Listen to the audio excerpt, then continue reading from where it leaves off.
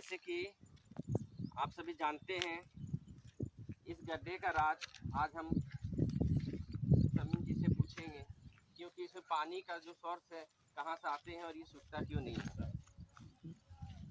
जैसे कि Facebook ID पर आप देखे होंगे, इस गड्ढे में बहुत सारे जीव जंतु जानवर गर्मी के दिनों में पानी पी रहे थे।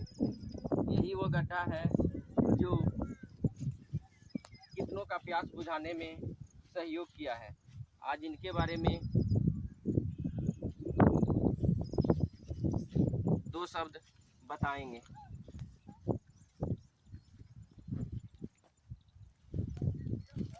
ये गड्ढे के बारे में बताइए दो शब्द, किस प्रकार इसका तैयारी की है, क्या इसका राज है? तैयारी कुछ नहीं, बस सीधी सीधी बात है कि 2024 के चिलचिलाती धूप जो गर्मी है, इसमें ये जो देख रहे हैं आप, ये तालाब के बगल में वो डढ़वा नदी है और पूरी डढ़वा नदी का पानी सूख गया, एक बूंद पानी नहीं है। और जो पानी आपको दिख रहा है वो जल नहीं, नगर निगम क्षेत्र से बहकर आने वाली विभिन्न नालियों का खुदाई करने से, वहाँ पे खुदाई करने से आपको एक बूंद पानी नहीं मिलेगा, लेकिन यहाँ बड़ी आसानी से इस तालाब में पानी निकल जाता है। अभी आप देख पा रहे हैं सूखा नहीं, और यदि देख पा रहे हैं कि सूखता नहीं है, और यदि सूख भी जाता है तो यकीन मानिए कि इसमें ये खासियत है, मैं आपको दिखा सकता हूँ। यही खासियत है, कहीं भी आप आइए, कहीं भी आप जैसे दिखा, तो अब जरा सा भी आइए तो आप जैसे ये अब आपको दिखा सकते हैं हम इसकी खासियत। ये आग तो आपने देखा, इसके पीछे भी कारण क्या है, अब आप इससे बहुत बड़ा सीख ले सकते हैं। वो यही है कि इतना तेजी से पानी आने का मतलब क्या, मतलब यही है कि इसके बगल में पानी है, इसीलिए ना। तो आप समझ सकते हैं कि पूरा तालाब अभी आपको सूखा सूखा दिख रहा है, आपको ना, लेकिन इसके भूगर्भ में पानी ही पानी। जब बारिश होती है तो पूरे खेत का जितना भी पानी है, सभी पानी को हम इसी में एकत्रित करते हैं वर्षा जल के रूप में। और इसमें जो भी है सिंचाई, पटवन, मवेशी, जानवर लोग स्नान भी करते हैं, काफी लोग स्नान करते हैं। इसके अलावा सारा पानी को हम इसी में जमा करते हैं और वो पानी को ये तालाब के नीचे के जो जमीन है उससे सूख लेते हैं। तो मेरा कहने मतलब ये जो आप देख रहे हैं, आपको ऊपर सूखा दिख रहा है, इसकी जो इतनी नमी है, इतना पानी पिलाया हम, सारा तालाब का पानी नदी में इससे इतना फायदा है कि जमीन के नीचे पानी पिया हुआ। तो जब भी एक कुदाल हम अगर कर देते हैं, पानी का फव्वारा आता है। अभी आप देख सकते हैं बगल में पानी था, तभी पानी है। उसी तरह यहाँ से नदी की गहराई 30 फीट है, वहाँ पानी नहीं है, और 30 फीट ऊंचे पर है और यहाँ पानी। क्या हुआ कि भूगर्भ की जो अकाउंट है ना, खजाना, इसमें पानी पिला के रखे, इसीलिए भूगर्भ में पानी पिलाना चाहिए, नहीं रहेगा तो कहीं भी पानी। यही हमारा उद्देश्य है, इसीलिए पानी पिलाया हूँ। आप सभी जानते होंगे कि किसी चीज़ को पाने के लिए प्रेरणा करने से उसे सारे कायनात से भी उसे हासिल किया जा सकता है।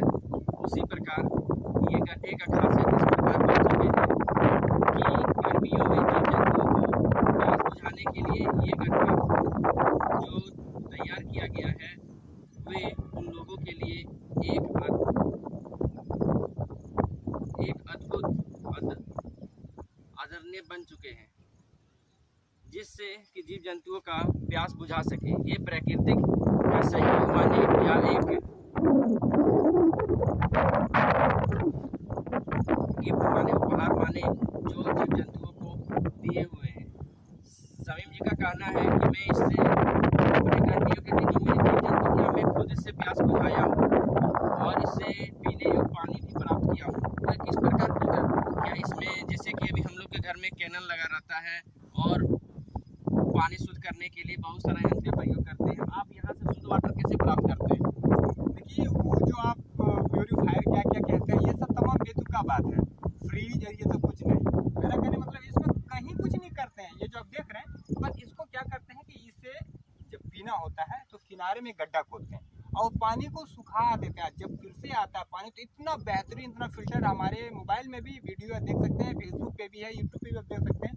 इसको थोड़ा एक बार साफ सुथरा कर देते हैं। कभी पानी सूख गया है तो थोड़ा सा ये है, लेकिन जब भी होता है तो थोड़ा सा पानी इसको सिंचाई कर देते हैं, पटवन कर देते हैं, और एक बार पानी को इस गड्ढे से उस गड्ढे में कर देते हैं। इसी गड्ढे का पानी को आप देख सकते हो, वहाँ पर आप देख पा रहे होंगे आप बगल में। नहीं, तो जब ऐसा कुछ लग रहा होता है ना, तो ये पानी निकाल करके इसमें डाल देते हैं, और फिर इसी पानी को फिल्टर करके हम इसमें ले आते हैं। चलिए, हाँ, अब बस क्या होता है कि वो स्वच्छ भी हो गया और पानी भी फ्रेश हो गया, गंदगी भी साफ हो गया। ये पानी को हम फेंकते नहीं है कहीं, इसमें डालते हैं, फिल्टर होकर इसमें चला आता है, और इतना बेहतरीन तरीके से पीते हैं। उदाहरण के लिए आप देख पाते चकाचक पानी है, कहीं कोई दिक्कत नहीं। ये भूगर्भ के गर्भ से जो निकले वो धरती चीर के निकलता है। इससे बड़ा फिल्टर और कोई तकनीक नहीं हो सकता कि जो पानी को शुद्ध कर सके। प्रकृति का प्यार तो यही है जो समीम जी पहचाने हैं। आप सभी जानते हैं प्रकृति हमारे लिए कितना जरूरी है, हमें क्या देते हैं, पेड़ पौधा जल वायु किस प्रकार पोल्यूशन से प्रेरित है। आप सभी जानते हैं किस प्रकार आज हमारे पर्यावरण में एक अहम भूमिका इसीलिए जल कितना फैल रहा है। अभी जो हम अभी कितना सुहाना मौसम, कितना मौसम है, और इस प्रकार वातानुकूल बनाने के लिए समीम जी जो प्रयास कर रहे हैं, मेरे द्वारा भी दिया गया जो अभियान है उसमें आप लोग सभी जुड़े, सहयोग करें, ताकि हमारा झारखंड में हरियाली ही हरियाली हो, प्रकृति से आने वाले आपदा को सामना कर सके। अभी के चिलचिलाती धूप में आप देखे होंगे जानवर, पक्षी जो भी है वे बचने के लिए आश्रय ढूंढते हैं, लेकिन उन्हें पेड़ की छांव नसीब नहीं हो पाता है। सिर्फ मकान ही मकान मिलते हैं, और मकान में किसी भी जीव जंतु को छांव के लिए रुकने के लिए उन्हें आश्रय नहीं मिल पाता है। इसलिए आप सभी भी अपने घरों में एक एक पौधारोपण अवश्य करें।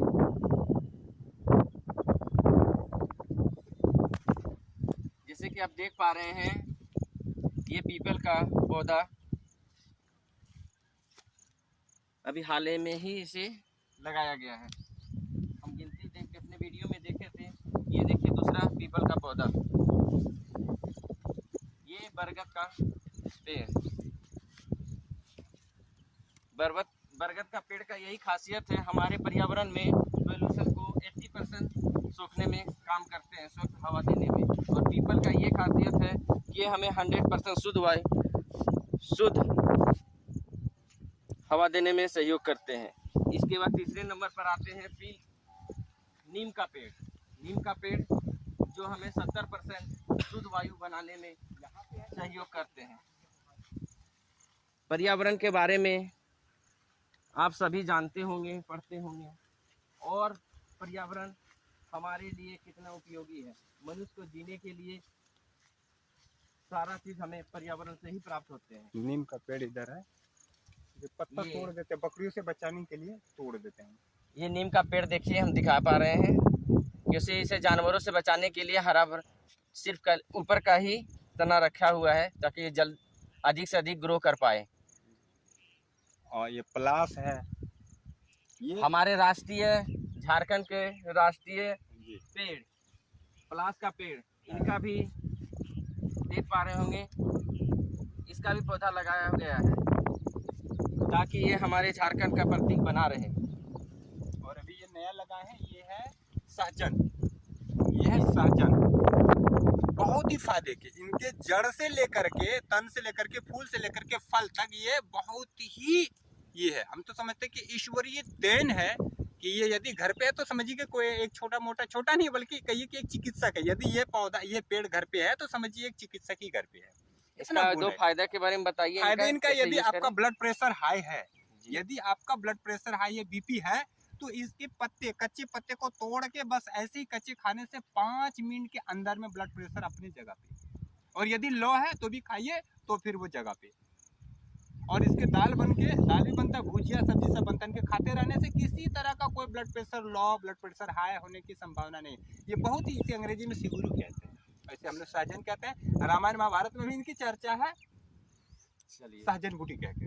जैसे कि आज हमारे ये भी आप देश देख पा भर रहे में हैं। ये भी ये बहुत ब्लड कीमती है। प्रेशर के काफी मरीज देखने को मिलेंगे। आप लोग के लिए एक रामबाण उपाय बताए हैं सलीम जी कि इनका पत्ता का सेवन करें, जिससे दवाई खाने का जरूरत है। ये प्रकृति का एक गिफ्ट है आप लोग के लिए जो इनका गुण बताए हुए हैं। अब मैं जानता हूँ प्रायः ये हमारे आसपास में मिल जाएंगे, इसलिए डायबिटीज पेशेंट इसका उपयोग अवश्य करें। सुबह और शाम इसे सिर्फ पत्ते को इसे चबा के खाना है। और ये सिनवार है।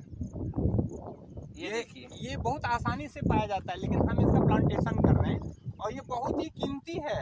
लोग इसे जैसे तैसे समझते हैं, लेकिन किसी तरह का यदि दर्द हो, किसी तरह का परेशानी, बेचैनी, तो इसके पत्ते को उबाल करके पीस करके लगाने से तुरंत दर्द समाप्त। बहुत कीमती और ये बहुत शुभ है और बहुत ये है। लोग इनके पत्ते तोड़ करके अपने पास रखते हैं, ताकि इतना ही ये चीज़ है रखना चाहिए। बहुत फायदे की चीज़ है। इसे हम लोग देहाती भाषा में, खुट्टा भाषा में, देवघर लोकल भाषा में इसे सिनवार कहते हैं। ये बहुत ही लाभदायक है, औषधि है, औषधीय गुणों से भरपूर है। ऐसा कि दर्द पीड़ा हो तो उसमें तुरंत तत्काल राहत देता है। चलिए एक दूसरा भी गुण बताएं इस सिनवार को लगाने के लिए। और ये चोकबंदी करके रखे हैं। अभी हम एक समीम जी का जो खुद का तैयार किया हुआ तालाब तो अभी आप दिखने में लगेगा कि खाली पड़ा हुआ है, लेकिन बरसात के मौसम में ये बहुत बड़ा तालाब का रूप ले लेता है। और इनके कठिन तपस्या से ये खुद का बनाया हुआ तालाब है। आप देख पा रहे हैं कार्य चालू है, अभी पेड़ पौधे लगा रहे हैं, तो इसका सभी कार्य मेरा चालू है। खुदाई का वर्षा जल तो सही ही है, और इसमें क्या कि खुदाई का कार्य मेरा चालू है और ये होता रहेगा और बहुत ज़बरदस्त होगा, भव्य होगा। जिधर इतना जो खेत देख रहे लंबा चौड़ा, सभी खेतों से बकर आने वाली जो वर्षा जल है सबको इसमें एकत्रित करते हैं। हाँ, और एक बूंद इधर उधर नहीं जाता। ठीक है, थोड़ा सा उगता है, तब तक तो बारिश होती है, फिर आता है, फिर इसमें ला करके करते हैं व्यर्थ बकर के नदी में जा करके उसको हम व्यर्थ करने नहीं देते, रोकते हैं। इसमें जमा होता है, इससे तो सारे तरह के फायदे पशु पक्षी को मिलता ही है।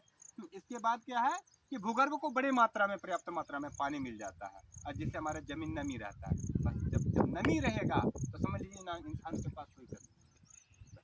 इनके द्वारा जो ये बताए जा रहे हैं कि बाहर का पानी आने वाले संरक्षण कलेक्ट करके रखते हैं और पुनः उसे बगल का सिंचाई करने में भी उसका सहयोग करते हैं। आप जरा दिखा दीजिए। ये देखिए इनके द्वारा किया गया कार्य, सारे पौधे जो तैयार अभी एक प्रकार हम कह सकते हैं व्यक्त होते हुए, यानी जैसे कृषि को जिस प्रकार हम पालते हैं फर्स्ट स्टेज सेकेंड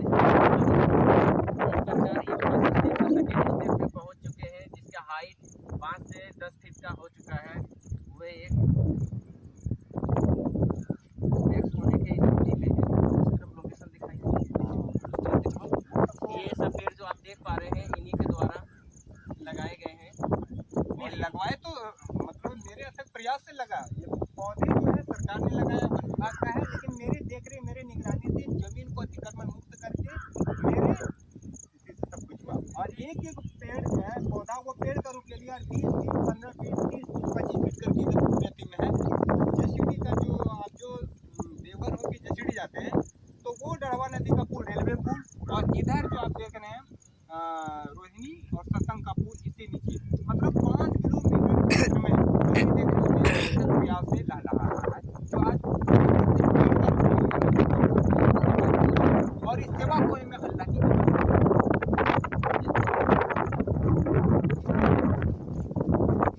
ये हमारे लिए काफ़ी सराहनीय कार्य है हमारे स्तर पर और झारखंड में।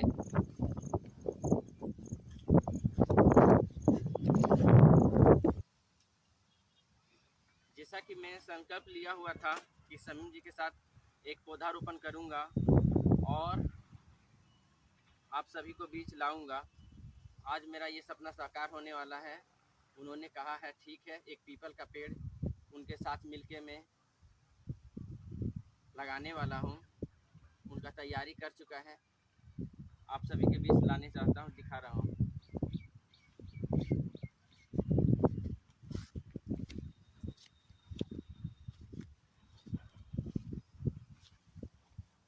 ये पीपल का पेड़ हमारे मिलने का एक यादगार पल बन जाएंगे। जब भी हम यहाँ पे आएंगे ये पीपल का पेड़ हमें प्रेरणा देगी और इनके द्वारा किया गया कार्य को आप सभी के बीच लाएंगे।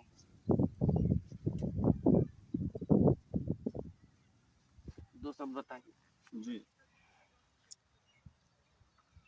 हमसे मिलके आपको कैसा लगा, मेरे बारे में क्या?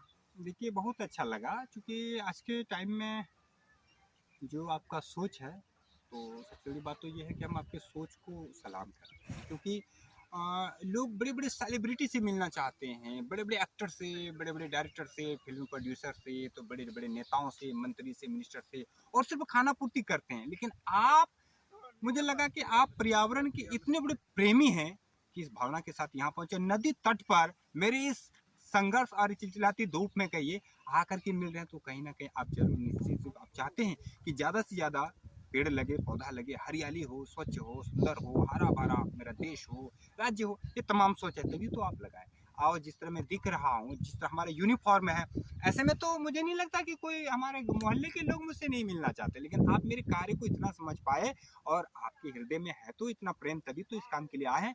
तो आप इतना दूर से इतना कीमती समय दे करके आए और अपने माध्यम से, और यदि इस मैसेज को जन जन तक पहुंचा रहे हैं, तो इसके लिए भी, और आपका जो सोच है इसके लिए भी, और आप हमसे मिलने इतना दूर से हैं, तीनों के माध्यम से हम आपको एक बार पुनः नमन करेंगे, इस कार्य को सलाम करेंगे, क्योंकि आपका सोच को मैं सलाम करता हूँ, आपके जज्बे को मैं सलाम करता हूँ कि मेरी भावनाओं को आमजन करने में आपका योगदान अहम है। जैसे कि हम आपके कार्यों को देख के आपको गुरु माने हैं, और मैं चाहता हूं कि आपके द्वारा जो भी अभियान है मैं उसमें सहयोग कर सकूं। आप हमारे यूथ वर्ग को क्या संदेश देना चाहेंगे, युवा वर्ग को क्या कुछ एक ऐसा प्रेरणादायक शब्द बताइए जो लोग भी जुड़ पाए? आज तक आपने भी सुना होगा, मैं भी सुना हूँ, क्या सांसें हो रही है कम, आओ पेड़ लगाए। सांसें हो रही है कम, आओ पेड़ लगाए। नहीं, अगर हमारे यूथ जाग जाएंगे, हमारे युवा जाग जाएंगे, तो मैं एक ही चीज कहना चाहूंगा कि अब नहीं होगी सांसें कम, क्योंकि अब हम पेड़ लगा रहे हैं। ठीक है, तो ये भूल जाना पड़ेगा लोगों को कि सांसें हो रही कम, आओ पेड़ लगाए। नहीं, सांसें न होने देंगे कम, पेड़ लगाएंगे हम। ठीक है, सांसें न होने देंगे कम, पेड़ लगा रहे हैं हम। ठीक है, बस ये कहना है कि एक युवा आएंगे, 5 पौधा लगाएंगे, 3 नष्ट हो गया तो 2 बच जाएंगे, अगर 10,000 ने लगा तो 20,000 तो होगा।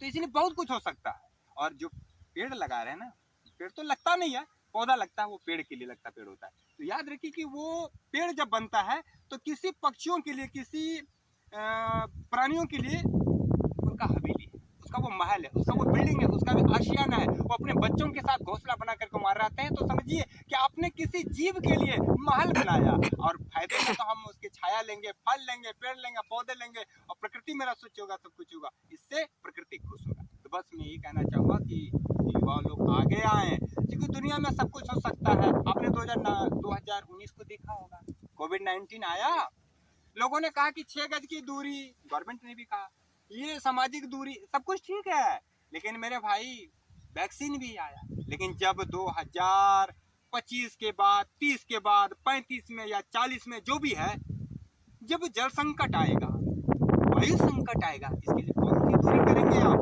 कौन सा वैक्सीन लाएंगे आप? नहीं ला सकते। इसलिए ये जो अभी हवा चल रही है ना, आपके बारे में इधर, ये पेड़ पौधे का ही है। अगर मैं ईश्वर को देखना चाहूं तो पानी को गौर से देखिए, ईश्वर दिखेगा। अगर आप भगवान को देखना चाहते हैं तो गौर से किसी पेड़ पौधे की छांव में जाकर के गौर करिए, आपको ईश्वर दिखेगा। मानो तो मैं गंगा हूं, ना मानो तो बहता पानी। तो बस मेरे भाई, पेड़ पौधे लगाइए और जीवन को सुंदर और बेहतर बनाइए, पर्यावरण को बचाइए, स्वस्थ भारत का ये नींव होगा मेरा। आने वाले भविष्य में मैं चाहता हूं कि युवा वर्ग अपने आने वाले पीढ़ी को एक उपहार स्वरूप प्रकृति को और अपने आसपास पर्यावरण को हरा भरा बनाने में हमारे साथ जुड़ेंगे, और 5 जून जो विश्व पर्यावरण दिवस है उसके उपलक्ष्य में एक जो अभियान चला रखे हैं, एक उपहार के रूप में सभी उनसे मिलकर एक उपहार पर्यावरण को देंगे। थैंक यू, धन्यवाद। फिर मिलते हैं अगले वीडियो में आप सभी से एक नया मुहिम के साथ।